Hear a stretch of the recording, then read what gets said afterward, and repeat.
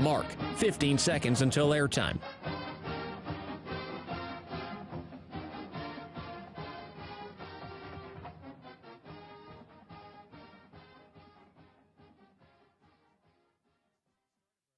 Oregon is going to the Final Four. The following is a Learfield presentation of the Oregon Sports Network. And Oregon is going to play in the national championship game. This is Duck Insider. We need to get community. We need this thing to be bigger than just our little circle of players and coaches. Are you kidding me? Touchdown, Oregon. With 2 seconds on the clock. He hits it! That's the bigger picture in this thing, allowing the community to celebrate the hard work, blue-collar mentality this group brings to the table. And the Ducks have won it! The Ducks have won! We get to struggle together, and we get to have joy together. The Ducks are Pac-12 champions! I am so proud right now to be the head coach at Oregon. Catch me! Touchdown, Oregon!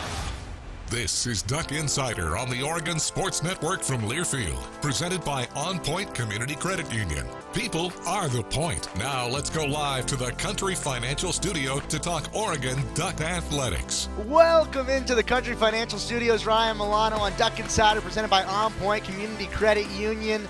Scott Phillips is here saying hello to Joey Mack. I'm filling in for Joey Mack today. We have a lot going on around the university. If you haven't checked in, Saturday, big-time ball game against Colorado, top 20 matchup on the football field at Autzen Stadium. One of 3 top 25 matchups in the Pac-12 this week. How about that, Pac-12? One of them is going on at Autzen Stadium, kick time at 12:30 over at Autzen Stadium. If you didn't watch the coaches show last night, you should. It was one of the most fun times I've had in this studio, maybe ever. It was a whole bunch of fun. Dan Lanning and then Marcus Harper. Dan Lanning opened. He did pretty good. Marcus Harper headlined, and I think I was crying laughing back behind running audio for the entire interview. It was that good. We're not going to have any time to run any on the show today, but if you haven't checked that out, it's on the Go Ducks YouTube channel. It's everywhere. Go check it out. He was very, very, very fun. Also, Oregon volleyball, their home opener coming up tomorrow against Oregon State as they move into Pac-12 play. Oregon soccer, their Pac-12 opener is tomorrow as well against Arizona on the road down in the desert. So a whole lot of Pac-12 opening weekends. On the football field, it was a top 20 matchup. Joey Mack, he caught up with the voice of the Buffaloes, Mark Johnson, yesterday. Here is the conversation with Joey Mack and Mark Johnson. Okay, let me start with, look, we all compare each other's broadcasts. Mark and I were just talking off the air about the things that Mark does. And I have to tell you, Mark, that you still have the most legendary Duck Insider appearance ever, when you just pulled your truck over and you said, well, here are the Rockies, guys. And you're doing it to us again. Look at this background, Mark. I'm right outside Boulder, and I don't know if you can see that. I'll kind of there's the Flatirons right back there. And I don't know if you can see there's a buffalo statue behind. That's not a real buffalo there, Joey. That's a statue that's sitting right behind me there in my truck. So I wanted to give you the best backdrop I possibly could. See, now every time we talk with you, Mark, now you're gonna when the non-conference game gets scheduled, okay, between Oregon and Colorado here moving forward. You've got a reputation here on Duck Insider now, okay? Yeah, it better not be the inside of my office next time. It just won't live up to the legend. No, it definitely won't. I can't. Anyway, hey, so take us back. I'm going to ask you kind of chronologically here, Mark, okay? So take us back. Coach Prime gets the job, all right? So what happens around Boulder that day, and what's your job like that day, introducing a new head coach like Deion Sanders? Well, first off, when the news came down, there was disbelief that Deion Sanders was going to become the head coach of the Buffaloes. And I got to be honest with you, the first time I heard about it, I'm thinking, well, I don't get the connection here. How does this work? I mean, he's always been, for the most part, a Florida, Texas kind of guy. Atlanta, you think of him being a Southern guy. Grew up in Fort Myers, Florida. I don't get the connection here. I had no connection to the Pac-12 at all, other than the fact he played for the 49ers, I guess, at one point in time. So he had no connection out west. So there was disbelief. then when he got here, I got to be honest with you, I was doing a basketball game. I think I was in Seattle. I think the Bucks were playing at Washington the day he was introduced, so I wasn't even here that day. But it's been like it's been like a tornado hit Boulder, Colorado ever since he got here. It has changed everything. And I mean, not just what's going on in the field, but season tickets have been sold out. The entire season has been sold out. There's no more tickets to get. I mean, the donations, the sponsorships. I can't walk down the hallway without running into The Rock or, Snoop Dogg or the Wu-Tang Clan. By the way, I didn't know who the Wu-Tang Clan was. I had to look that one up. But it's been unbelievable, and I'm not even surprised anymore. You walk along and you just go, oh, hey, there's another famous person walking down the hallway. But that's kind of the world of Deion Sanders and Coach Prime. It really is startling. Yeah, you talk about the tornado, Mark. I mean, so – how has the fan base reacted? I mean, it just seems like it's been this magical thing. Tornado may be the only word. I'm going to steal it from you to describe it. Yeah. Well, there's kind of a Pied Piper kind of aspect to this where everyone has just fallen in love with what he's bringing to the table, what he's offering, what he's done with the program, what it's become. I mean, you're seeing the same television numbers that we are. Yep. I mean, the other night on ESPN, 9.3 million people with a high of 11.1. The Buffs in the 3 games, everyone has been a national televised game. They have played in front of almost 30 million people, over the course of 3 games, twice on Fox, one on ESPN. And now we got this one on ABC coming up this weekend. The following weekend is going to be that big noon time slot again. I mean, it's must-see TV. The fan base is going out of their minds. Last week you had the big noon pregame show. You had game day. You had 60 minutes, for goodness sakes. First Take was here. Rob Gronkowski was throwing some kind of party, and Lil Wayne was rapping all over the place. I mean, it's like the bar scene in Star Wars, for goodness sakes. I mean, I just can't even comprehend it half the time. And in the middle of it, here's this old dude trying to figure it out and broadcasting the ball games. But it's been a lot of fun, I can tell you that. Well, first of all, you made so many friends in this office with the Star Wars Cantina reference, so everyone here cheered the most at that. Mark Johnson, voice of the Buffs, joining us. I mean, Mark, look, how fun is it, though, as a broadcaster? I heard your call that prime time is here for Buffalo football. I mean, that's awesome, right? Like, this has been a lot of fun, I'd imagine, for you, even with all the pomp and circumstance around it. Oh, there's no doubt. And you got to think now, this is my 20th season doing the Buffs. And in my previous 19, I've called 3 winning seasons, 04, 05, the first 2 years, and then 2016, which is the only year that Colorado really did anything of significance in the Pac-12. And so you bet it's welcome. I mean, for a while, Gary and I used to look at each other in the middle of the first quarter and say, what are we talking about? Game's over, right? I mean, it has not been a proud period for Buffs football. And so to have this going on with this kind of a success, this kind of attention, and all that goes along with it, I mean, it's a joy to be around. And I years ago got to call the national championship for Syracuse, and it's got a similar kind of feel in terms of the energy and the interest that's going on. And so it's very enjoyable. That's cool. Mark Johnson with us, voice of Colorado. So the season so far, on the field, 3-0. You talked about all the viewership numbers. Take us through it, Mark. Like Duck fans, give us the 1,000-foot view, the season so far. Well, going into the year, you don't know what to expect. I mean, everything's brand new. You've got a new coach, you've got a new staff, new system, and obviously an entirely new roster. There are only 9 scholarship players returning from the roster from the end of last season. So you don't know what to expect. You watch fall camp and you think, okay, it's I think I see what I think I'm seeing, but it's your own on your own. And so they look pretty talented. I think they've got pretty good speed. I think Shedeur Sanders is a good quarterback.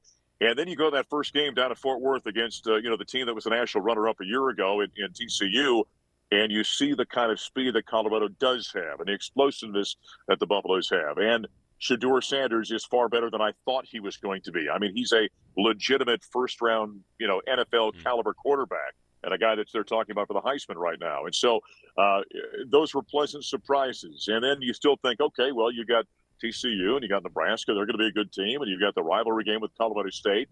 And obviously 2 of them have kind of been back and forth. One of them was lopsided, the win over Nebraska. But other than that, it's been a welcome change, and they're better than I thought. And initially you're thinking, okay, can they get the 6 wins, which would be a spectacular turnaround. That'd be a 6-fold increase over a year ago. And here we are at 3-0 right now. And then you start to dream big. I don't know how it's going to end.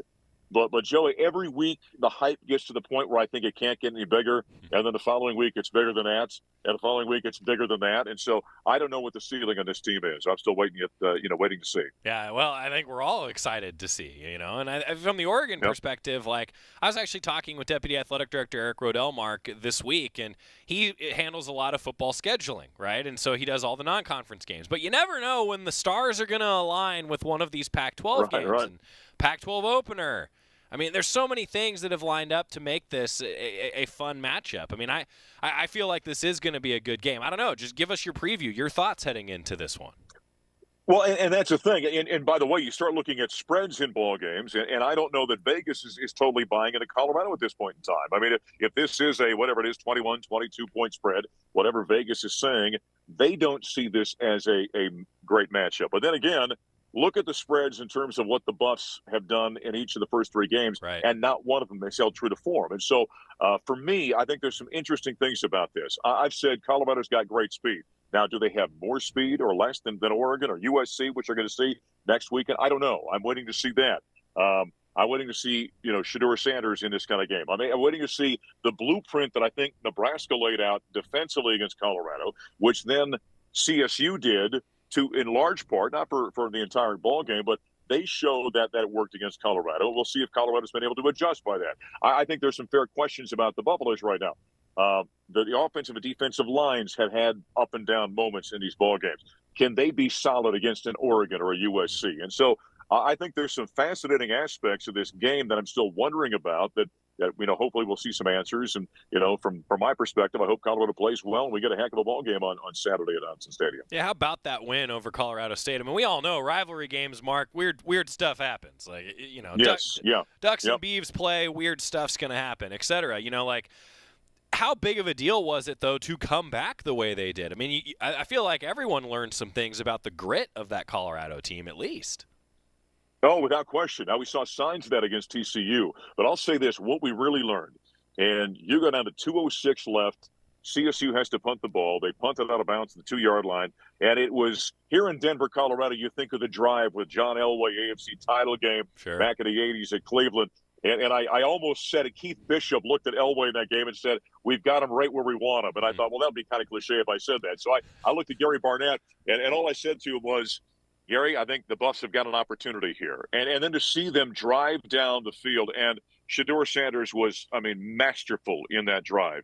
And it said a lot about Colorado. But here's the thing I'll say about rivalry games, and one thing we've learned the last couple of weeks with Nebraska and with CSU now, with Deion Sanders and the way Coach Prime generates interest and, the hype and all that goes along with it, that puts a target on Colorado's back. Sure. And I wonder if this season, because of all that, and listen, we do know this, as Deion Sanders was a player, he reveled in that. He liked having that target on him and loved rising to the occasion.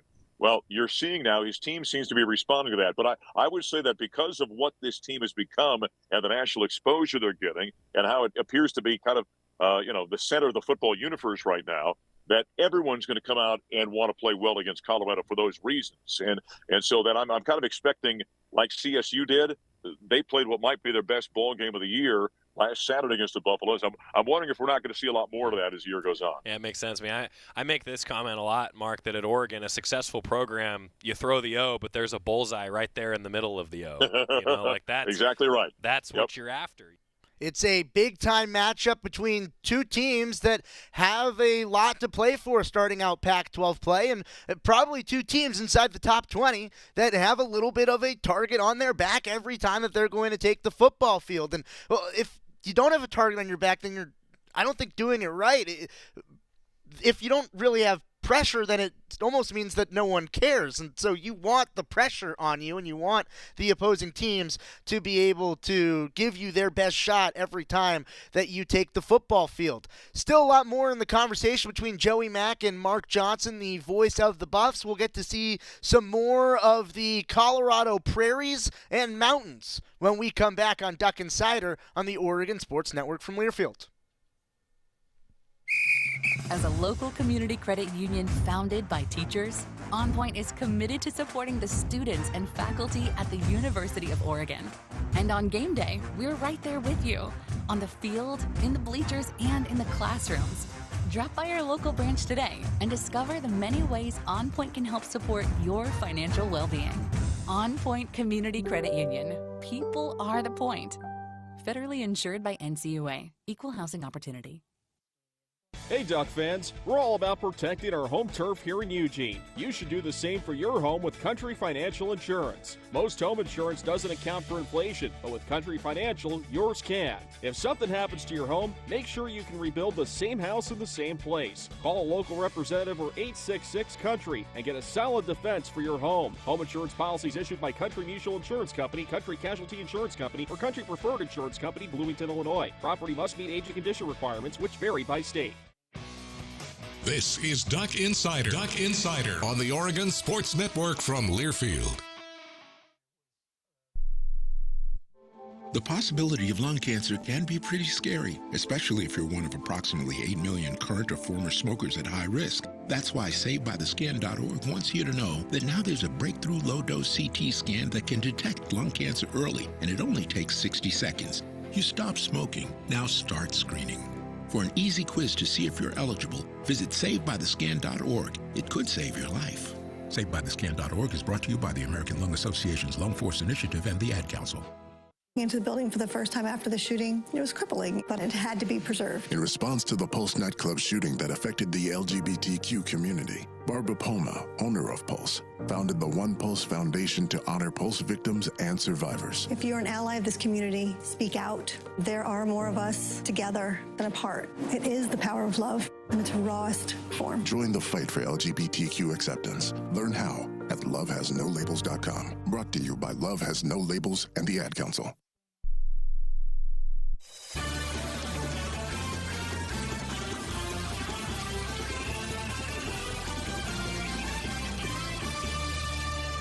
Welcome back to the Country Financial Studio. Ryan Milano on Duck Insider, presented by OnPoint Community Credit Union. People are the point. Joey Mack sat down yesterday with the voice of the Colorado Buffaloes, Mark Johnson. And let's get back to the conversation between Joey Mack and Mark Johnson, the voice of the Buffaloes, right here on Duck Insider. Talked about Shedeur Sanders. You know, I think Duck fans have certainly heard a lot of what you're talking about from your perspective. What's made him such a good quarterback? Well, there's the physical that I talked about. You know, he's a nice athlete. He's got a nice arm. He throws a very accurate ball. Then you talk to him, and you find out this is a really high IQ kid. I'll give you a little behind the scenes, inside baseball story. So a couple of weeks ago, I did a pregame with him. And as I walked up and he and I were scheduled to do it, he was talking with one of the offensive coaches. And so I had a chance just to stand there and wait for him to finish the conversation. And he was talking about what he saw in Nebraska's defense. And, Joey, it was impressive to listen to. Here's what I see. Here's the coverage. Here's where the open spots are. Here's where I think we can maybe soften them up. I mean, he really was a high football level conversation. So he's a very smart kid. And then there's what happens on the field. You know, after that drive last week against Colorado State, he said, you know, he's got a relationship with Tom Brady. He said, I went into Brady mode. And I think that's a good analogy for him. You know how, you know, guys like Brady, Montana, Elway, Marino, I mean, go on down the line, the great ones, they don't seem to get the yips during those high-pressure moments. They almost seem to calm down. Everything seems to slow down for him. He's got some of that in him where he doesn't seem to be bothered by it. Well, to show you how exactly what I'm talking about, I don't know if you noticed this or not, in the first overtime, Colorado took the football to start the overtime. Well, that goes against conventional wisdom. Yeah. So I asked, you know, Coach Prime, I said, what's the deal? And he said, I wanted the ball in Shedeur's hands. I know what he's going to do. I want to put pressure on the opposition from an offensive standpoint. Well, conventionally, you go on defense to know what you have to do. Well, that's a different mindset. It shows you the kind of confidence he's got in Shedeur because Shedeur's really got that, whatever that it factor is, that calmness in those high-pressure moments, he's got that, and it was awful impressive. Yeah, that says a lot. What about the rest of the offense? It sounds like some playmakers around the Buffaloes for Shedeur Sanders to work with.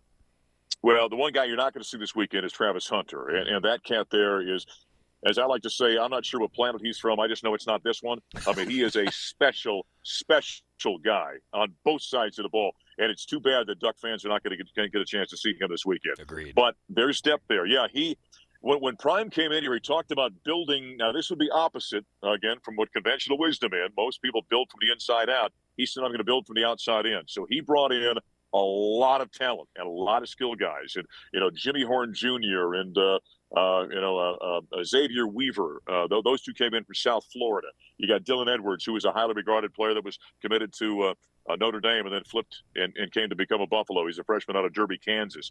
And so you go on down the line. There's a depth of talent on this team. There's a kid named Mikey Harrison, who's become their tight end, who last week had both touchdowns in overtime at a 2-point conversion, who is a converted wide receiver who came here as a walk-on, but he was a great athlete. The previous staff wasn't sure what to do with him. They made him into a tight end, so he's a nightmare of a matchup for linebackers now. And so there's some talent there. And on the defensive side, that secondary, I think, is special. Not as much so with Hunter out, but there's some pretty special talent back there, including the coach's other son, Shiloh Sanders, and Trevor Woods, who Ducks fans remember from last year.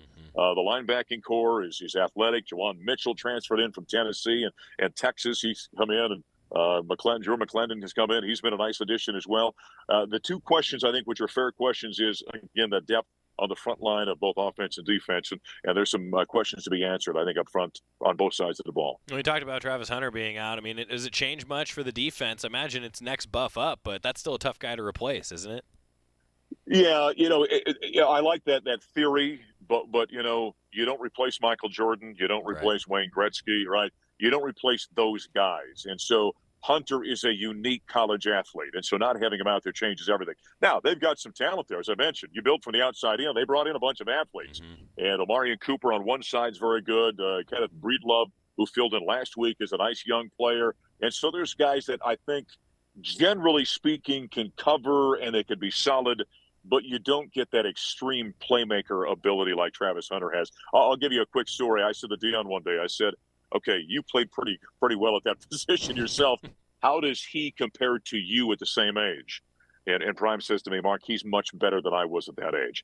That's a pretty tall compliment coming from a guy that wears a gold jacket. So take that for what it's worth. But he's a unique guy. You don't replace him, but they've got some guys that I think are pretty solid back there. That's a big deal. Mark Johnson, voice of the Buffs, with us another couple minutes. So I want to ask you a bigger picture question, Mark, because there's so much hype going into this one. If it is the last one, for football at least, that Oregon and Colorado play in a while, I don't know what's going to happen here down the stretch, Mark. Who knows what's going to happen with realignment, but going back to the Big 12, what is the bigger picture for Colorado fans and for yourself on that subject?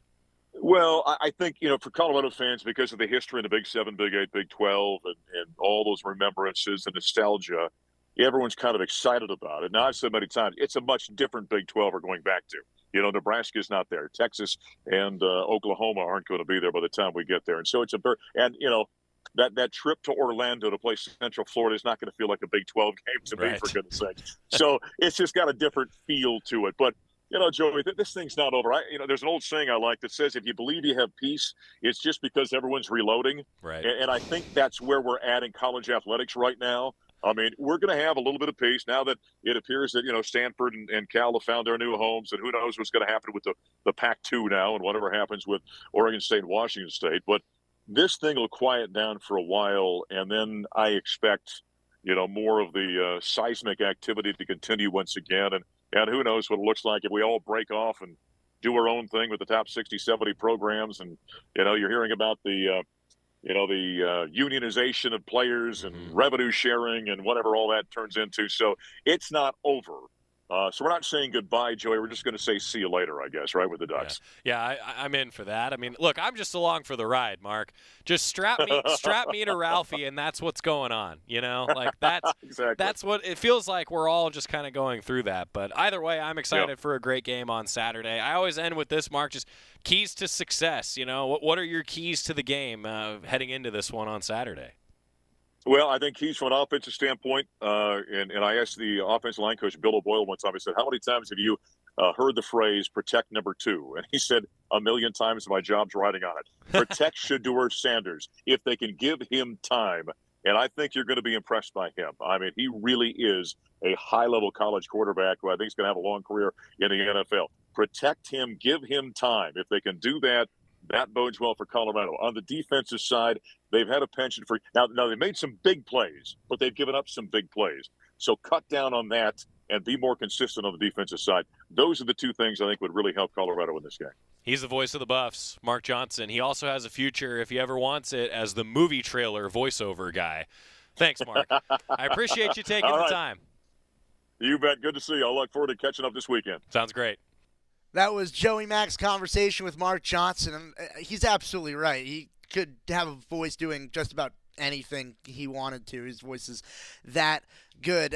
Now it is time to shift gears from the Buffaloes to our Pet of the Week. Dove Lewis, Pet of the Week, Oregon's only nonprofit 24/7 emergency animal hospital, Dove Lewis. Our Pet of the Week this week, Rocket. Like the raccoon, a 3-year-old Pomeranian. Rocket is a big Ducks fan, and like our director, Knight Uretsky, a big Las Vegas Raiders football fan. That's thanks to Rocket's mom. He is a nose kisser and a cuddle bug. That is our Dove Lewis Pet of the Week, Rocket, the 3-year-old Pomeranian. Very, very, very cute dog for the Pet of the Week. Is there ever not a cute Pet of the Week? I don't know. I've yet to see one. We'll see. Still got a lot more Pet of the Weeks to do throughout the year. We're going to take a timeout here on Duck Insider. We're going to take a break, and when we come back, a whole bunch of student-athletes talked with the media yesterday to preview this game against Colorado. We'll hear from a few of them on the other side on Duck Insider on the Oregon Sports Network from Learfield. Dear roads, trails, and rivers.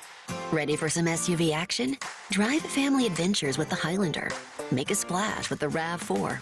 Or haul fun with the Sequoia. Check them at Toyota.com. Toyota, let's go places. As a local community credit union founded by teachers, OnPoint is committed to supporting the students and faculty at the University of Oregon. And on game day, we're right there with you, on the field, in the bleachers, and in the classrooms.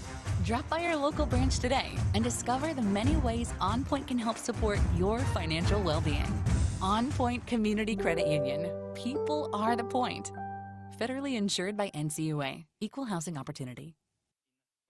Dear roads, trails, and rivers. Ready for some SUV action? Drive family adventures with the Highlander. Make a splash with the RAV4. Or haul fun with the Sequoia. Check them at Toyota.com. Toyota, let's go places. Your daily dose of Oregon athletics. This is Duck Insider from Learfield. The impact of a meal goes well beyond feeding our bodies, because feeling full can sound like this. How did the interview go? I did it! I got the job! I can't believe it! And like this. Mom, I got first place at the science fair with my volcano project. That's amazing, sweetie. Congratulations. Because when people are fed, futures are nourished, and everyone deserves to live a full life. Join the movement to end hunger at feedingamerica.org/act now. Brought to you by Feeding America and the Ad Council. Hi, I'm Smokey Bear, and I made an assistant to help you out, because only you can prevent wildfires. Hey, Assistant Smokey Bear, call me Papa Bear, because I'm grilling up dinner. Do you get it? Yes, good job. So, what should I do with all these coals? Don't just toss them out. Put them in a metal container, because those embers can start a wildfire. I understand. The stakes are high. Ha, ha, ha, ha. Learn more at SmokeyBear.com. Brought to you by the U.S. Forest Service, your state forester, and the Ad Council.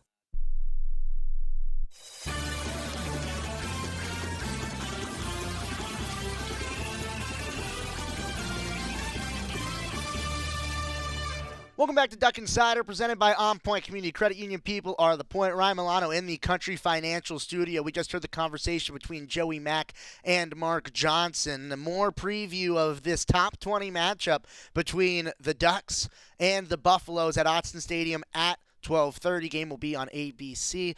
Noah Whittington, last week against Hawaii, he got into the end zone for his first touchdown of the season. A really strong performance by him where he averaged over 10 yards per carry, got involved in the passing game. Noah Whittington, one of the three really strong running backs that Oregon has been rotating through in the backfield alongside Bucky Irving and Jordan James. Noah Whittington, one head in that three-headed monster. He spoke with the media yesterday. Here is the Oregon running back. Stands out to you when you pop on Colorado, and especially the defensive front, I guess? Can you say it again? What stands out on Colorado's defensive front when you put on the film? Their games, they do a lot of twisting and movements, so it's that's kind of difficult to handle. but I feel like our O-line will be prepared for it. Yeah, I was going to ask you just about that offensive line. It's a lot of new faces up there, not players that you haven't played with necessarily, but just different groups together. How do you think they've come together and performed so far? Well, I think they're very well connected. So, I mean, you know, chemistry always makes people play better. And to be honest, we got some legitimate dogs on our O-line, so I think they're ready. How does, I mean, some of those guys aren't, you mentioned that they're well connected, like just as a team in general with a lot of new faces, how do you think the chemistry is across the board just with new players that have joined? Well, I think it's good. I mean, Coach Landon does a great job with us, like in the off season, like getting us out together, doing team bonding events, and I really feel like we use that to our advantage and really got to know each other. So like when the season come around, everybody on the team know everybody. So yeah. Jordan's emergence, what's impressed? He's played a little bit, maybe a different role this year. What have you kind of seen from him? And oh, talking about Jordan James? Jordan James. Oh yeah, that's a dog right there. You know, he got a very, very bright future ahead of himself. He keep his head on straight. I can't wait to see what he gonna do, to be honest. Sorry, how have you three, you, Bucky, and Jordan, you've all extensively played this season. How much has that helped you just stay fresh and make bigger impacts in this season? Well, I feel like you said, stay fresh. So like after the games, you're not really as beat up, you know, so like that also carries over to the next week, so we're able to practice, you know, and not be going through practice banged up as much and getting quality reps. Is it different from last season?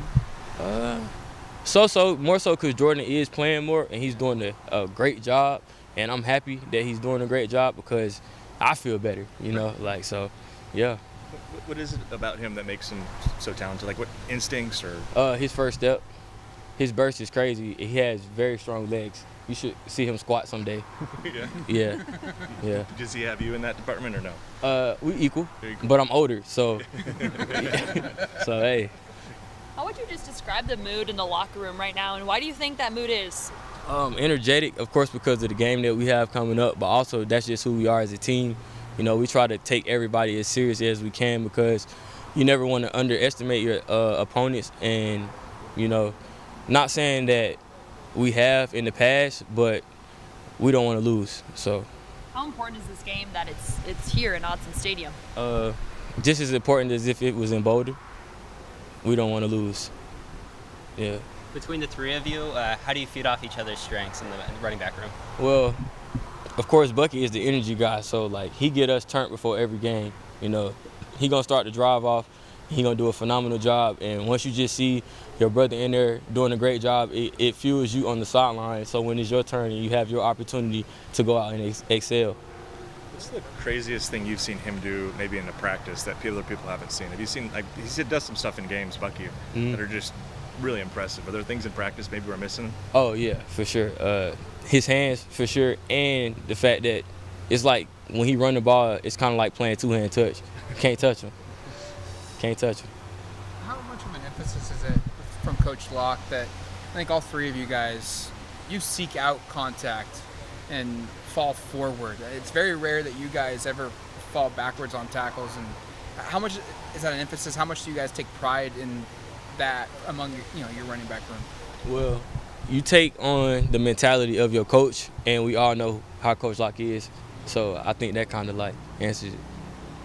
Have you watched film from him when he was his playing days? Has he shown you that? What kind of a running back was he? He always tell us about he had 100 yards receiving, 100 yards catching in the same game. But he ain't broke out the tape yet, so we still waiting on that. You know, I'm waiting to see it myself. So. No turnover so far this year for you guys. How big of a factor is that in your success? That's what we pride ourselves on. Like owning the ball, that's kind of like a sin, putting the ball on the ground. And knock on wood, we don't want to put the ball on the ground. Like, don't want to put the ball on the ground. Period. Big emphasis, I know, has been from going from good to great. And how close do you really think this team is to really being great at this point of the season? I think that, I mean, we on the way to being great. I feel like we have a lot that we can improve on, especially as far as like DBOs, which is don't beat ourselves, penalties. But I feel like we got a very great chance to be great. We just got to stay focused and keep buying into what Coach Landon is preaching to us. That's Noah Whittington, the Oregon running back, part of a stable of running backs that averaged the second most yards per rush in the country, 6.8 yards per rush for the Oregon backfield this season, and a large part of that is because the offensive line has been doing a really strong job up front, protecting for Noah Whittington, Bucky Irving, Jordan James, the freshmen that have gotten in the backfield. It's been a pretty nice job by the Oregon running game in terms of getting push up front and making it easy sledding for the running backs. And a big part of that is a Johnny Cornelius, an Oregon transfer who came in and is part of this offensive line. Starting on the offensive line, a Johnny Cornelius. He talked with the media yesterday. Let's hear from the offensive lineman. How you guys doing? Good. How are you? I'm good. What have you seen from your guys up front? Obviously, a lot of new faces, 3 games. Seems like it's gone pretty well. But what are your kind of impressions of the unit and how they performed so far? I think we're a unit that displays extreme poise, especially in situations like going into Texas Tech. Just that kind of environment with a new group. I feel like we were able to hold it together really solid and put together like the necessary drives in the back end to really finish the game. What's been the biggest shift for you coming up from FCS to FBS in terms of competition and the challenges that might create for you? And how do you think you've held up? What's, I guess, the biggest difference you feel? The biggest difference, I would say, would probably be just the general speed and strength and maybe just the defensive schemes that go on. But really just practicing with my defense just here at Oregon through the spring ball and fall camp. I feel like I've seen pretty much the best that I'm going to see. And I'm really thankful for those guys to have them to give me great looks every day. And I feel prepared going into any game because of them. Last year, Oregon allowed, I think, for the season low nationally, 5 sacks. This year, 1, and I think PFF has you as the best pass blocking group nationally. Do you guys take pride in continuing that tradition of protecting Bo, and I guess how much of a role does he have in just kind of making sure he avoids those plays? And absolutely. As an O-line, we set a standard, and we plan to continue that throughout the whole season. It's good to see those stats, but that's just our standard, so we're just going to keep going with it for sure. And Bo's been great, and he's a guy you definitely want to protect. You know, we love Bo, and we want to keep him upright. Do you guys track at all how many times he's just even touched in a game? No, we just focus on our jobs, and he's a playmaker back there too, and he has great pocket awareness and movement whatsoever. So no, we don't count. We just try to do our jobs best and hope the play goes as best it can. This matchup this week with their guys and the aggressiveness and how they come and some exotic stuff, simulated pressures, all of that. What kind of a pressure does that put on the line and you guys? What kind of that challenge, I guess, are you excited to go against there? What you call it? That's a great question. Like I said, really it's just sticking to our standard of play. So every week is the greatest new challenge, I'd say. Specifically, I'm really excited to play this team. But yeah, as long as we stay true to our standard, I don't think there's going to be much pressure on us. It's just because we already put that pressure on us. You know what I'm saying? Yeah. Did you grow up watching much of Dion, or is he? I don't know age-wise if I'm aging myself, because I grew up watching him and he was a really great player. Do you have memories at all of him as a player? I know about the high step and all that, yeah, for sure. Flashy dude, for sure. That's Johnny Cornelius, the offensive lineman for the Ducks. An offensive line that has had a pretty solid first 3 weeks. Now going into Pac-12 play, looking to continue that consistency. We heard from some members of the offense. We're going to be talking defense after this timeout. You're listening to Duck Insider from the Country Financial Studio. You'll also hear from our friends at the Slocum Center. We're back on Duck Insider from the Oregon Sports Network from Learfield after this. Welcome to the Slocum Center Minute. Slocum Center orthopedic doctors are located here in Eugene and are the official orthopedic team physicians for your Oregon Ducks. With me, I have Dr. Lyle Jackson, a foot and ankle orthopedic surgeon at Slocum Center for Orthopedics and Sports Medicine, discussing ankle sprains. Dr. Jackson, tell us about ankle sprain injuries. Ankle sprain injuries are really common. They're probably one of the most common things we see in our office. The good news is most of the time they get better just with non-operative treatment. And most commonly, people injure the ligaments to the outside of their ankle, and you can have different degrees of ankle sprains. Simple ankle sprains might just be, real mild without any bruising, and a more severe sprain would be indicated with ones that have a significant swelling and bruising where the ligaments actually tear fully. You're touching on the different grades of ankle sprains, different types. What's the recovery like? How's it different for those different types of ankle sprains? For different ankle sprains, with the higher grades, the recovery will be longer. I think once you fully tear the ligament, you're looking at a longer recovery than just stretching it. So I think that's why ankle sprains can be frustrating to a lot of patients, because some will recover very quickly in the matter of weeks, while some of them will take months. And certainly the ones that take longer, we start thinking about other pathologies such like injury to the cartilage and other things that we may want to get an MRI scan for. Dr. Jackson, thanks for joining us. Thanks for what you do. You're welcome. That was the Slocum Center Minute, brought to you by Slocum Center for Orthopedics and Sports Medicine, the official orthopedic sports medicine team physicians for University of Oregon Athletics since 1967. Dear roads, trails, and rivers. Ready for some SUV action? Drive family adventures with the Highlander. Make a splash with the RAV4. Or haul fun with the Sequoia. Check them at Toyota.com. Toyota, let's go places. Hey Duck fans, we're all about protecting our home turf here in Eugene. You should do the same for your home with Country Financial Insurance. Most home insurance doesn't account for inflation, but with Country Financial, yours can. If something happens to your home, make sure you can rebuild the same house in the same place. Call a local representative or 866-COUNTRY and get a solid defense for your home. Home insurance policies issued by Country Mutual Insurance Company, Country Casualty Insurance Company, or Country Preferred Insurance Company, Bloomington, Illinois. Property must meet age and condition requirements, which vary by state. Dear roads, trails, and rivers. Ready for some SUV action? Drive family adventures with the Highlander. Make a splash with the RAV4. Or haul fun with the Sequoia. Check them at Toyota.com. Toyota, let's go places. Duck Insider continues after this timeout on the Oregon Sports Network from Learfield. Adopt US Kids presents What to Expect When You're Expecting a Teenager. Learning the lingo. GOAT, G-O-A-T, acronym, stands for Greatest of All Time. As in, spaghetti sandwiches for dinner? They're my fave. Dad, you're the GOAT. You don't have to speak teen to be a perfect parent. Thousands of teens in foster care would love you just the same. Visit adoptuskids.org. Brought to you by the U.S. Department of Health and Human Services, Adopt U.S. Kids, and the Ad Council. What is dedication? My biggest fear in the middle of my addiction was that my kids wouldn't have a father. And I started thinking, you know what? This isn't my story. I definitely had to become a better man to be a better father. It's important to me that my kids are empowered and truly believe that if they can think it, they can do it. That's dedication. Visit fatherhood.gov to hear more. Brought to you by the U.S. Department of Health and Human Services and the Ad Council.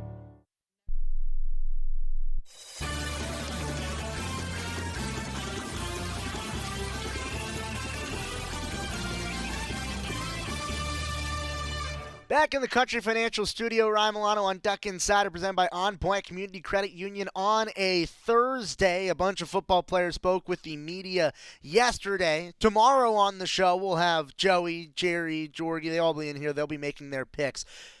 But right now, we're focused on the players and the defensive side of the ball as we shift gears. Jeffrey Bassa, he spoke with the media yesterday. Jeffrey Bassa's nickname, El Jefe, we were talking about this right during the break.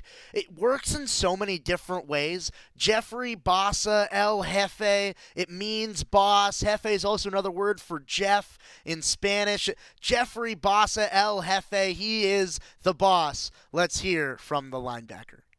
What have you seen from Colorado's offense this year? Obviously, Shador is having a great season, but just from your perspective as a linebacker, just what have you seen?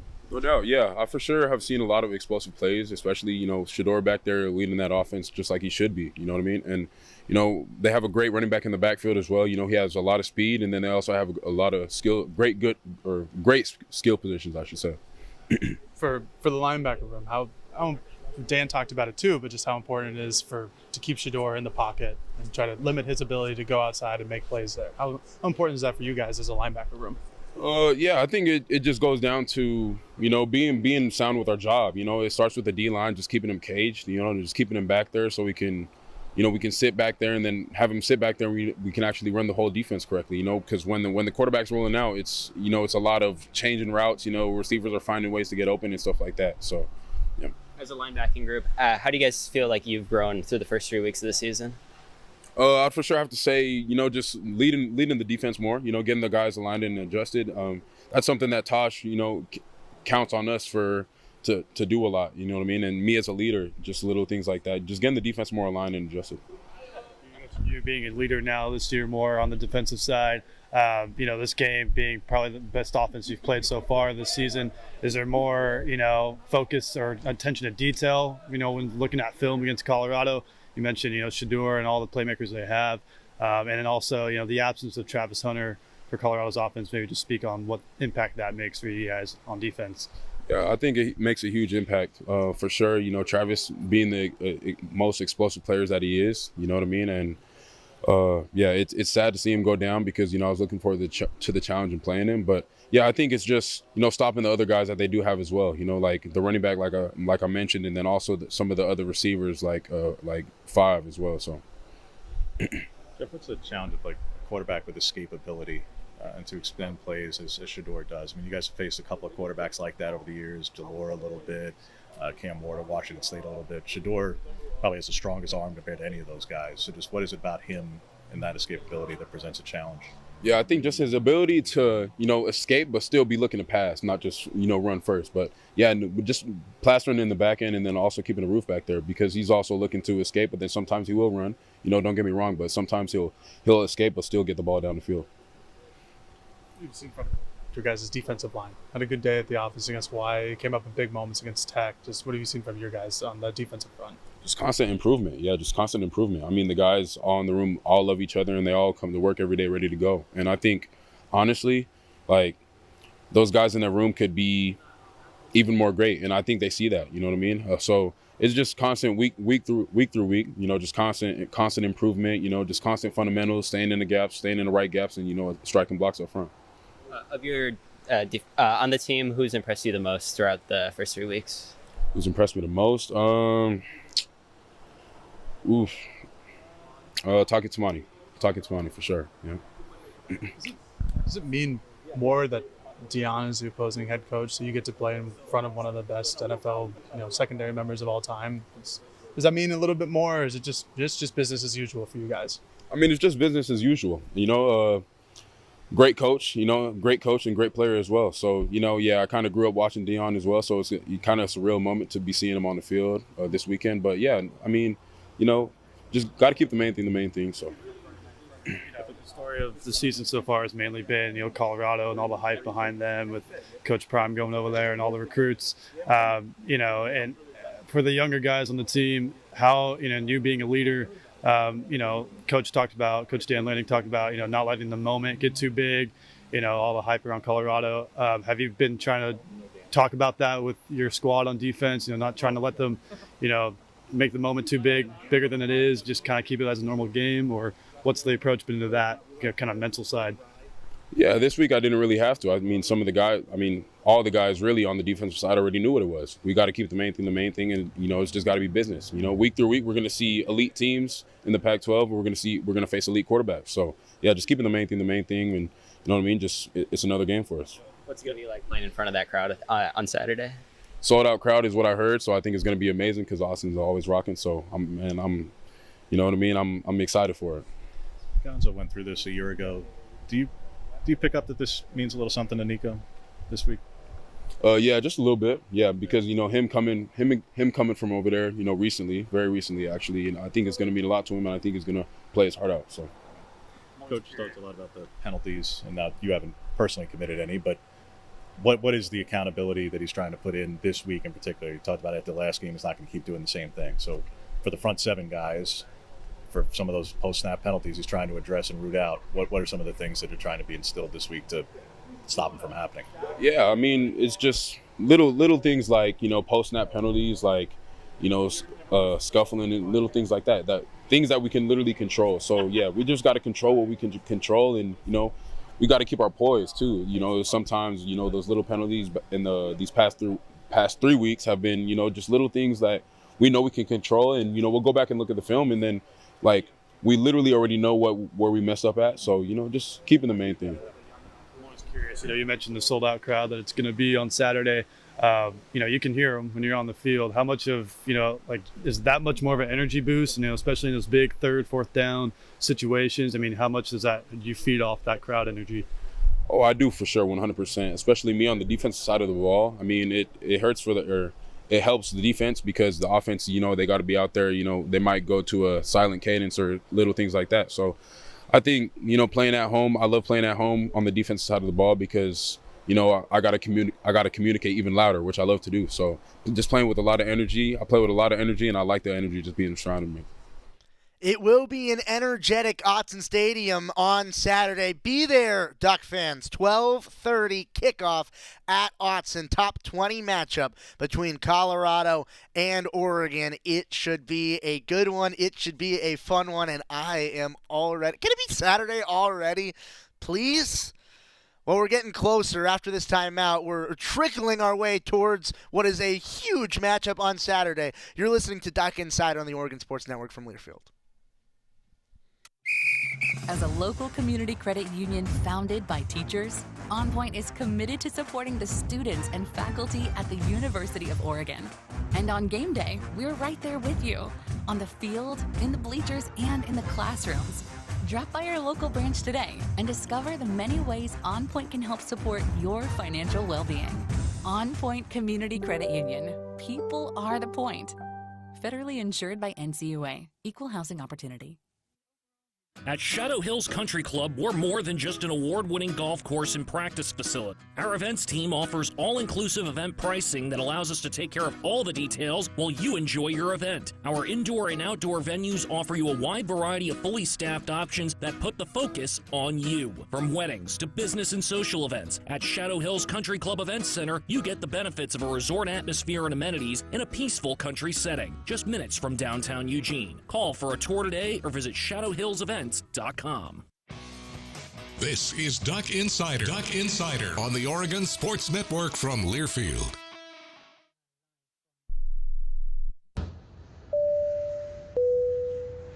This is your captain. We are going to be experiencing some slight turbulence. Please fasten your... Oh, hold on. Just got a video of my cat. Imagine the pilot of an airplane was as confident as you are texting and driving. Seems kind of crazy when you put it like that. Visit StopTextStopWrecks.org. A message brought to you by the National Highway Traffic Safety Administration, Project Yellow Light, and the Ad Council. Into the building for the first time after the shooting. It was crippling, but it had to be preserved. In response to the Pulse nightclub shooting that affected the LGBTQ community, Barbara Poma, owner of Pulse, founded the One Pulse Foundation to honor Pulse victims and survivors. If you're an ally of this community, speak out. There are more of us together than apart. It is the power of love in its rawest form. Join the fight for LGBTQ acceptance. Learn how at lovehasnolabels.com. Brought to you by Love Has No Labels and the Ad Council.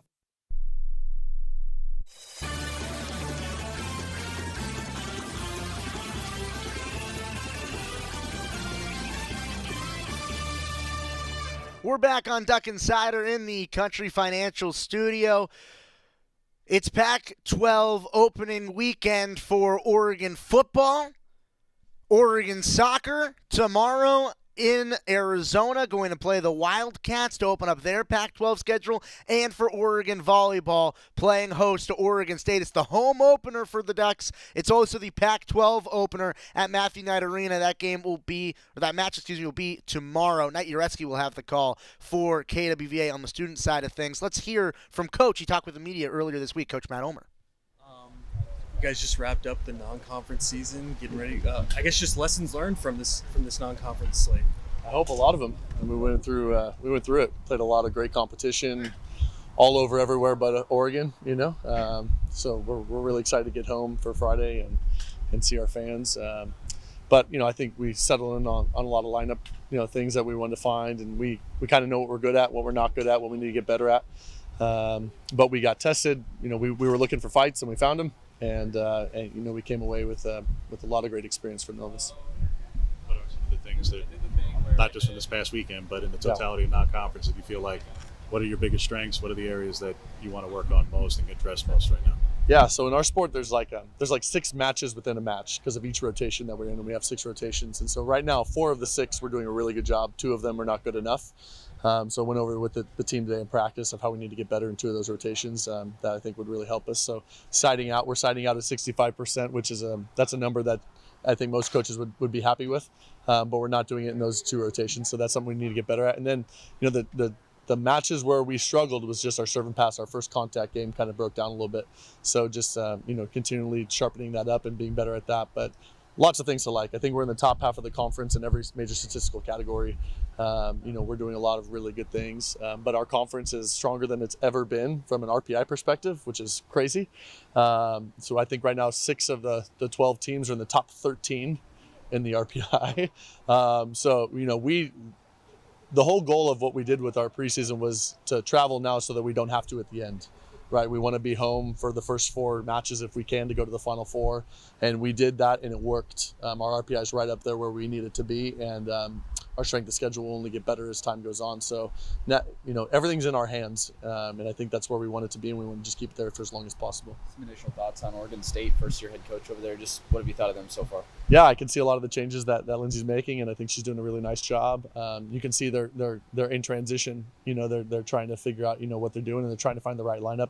They're feeling like they're using a lot of different people. There's a lot of really nice talent on the other side. Michael Vernon, who we've played for a handful of years now, she's a really nice scorer for them, and she always gives us a hard time. So we're gonna have to do a good job with her. And they're playing really hard defense, and they serve aggressively. And so I think Lindsay's doing a good job. And we're just looking forward to playing at home. Can you talk about Hannah a little bit and how she's been able to elevate her game? It seems like she's a do-it-all player now. Yeah, just pushing Hannah. Hannah's been a great setter since I've known her, just trying to get her to become a more well-rounded player for us and play more defense and get her block better, serve. And she, we nominated her for Defensive Player of the Week this week, and I thought she might get it. She had 20 digs, I think, against Pitt, and Pitt is legit, and that environment was great. It was a sellout crowd, and they were all on top of us, and Pitt is a very physical, very good team. So that was a great win for us, and her defense was a huge part of that. She didn't have as many assists because of it, because they were targeting her, but she handled the job. And then Georgia Murphy, I think, had a career high in assists because of that, and we scored out a system well. So just seeing that part of her game, her block, she's at like 0.8 blocks per set, which for a setter is very high. So seeing some of that stuff come along for her, and then just her leadership grow is a really important thing for us, and I'm proud of her for the adjustments that she's made. That's Coach Matt Ulmer in front of the Pac-12 season. In the non-conference, Oregon volleyball, pretty strong, just 1 loss, and it was against a top 10 team in 5 sets against Minnesota. Oregon has played very well on the volleyball front, and we hope to see everyone at Matthew Knight Arena tomorrow against Oregon State. Women's basketball, they're making a new addition to their staff. Audie Gilden, welcome back.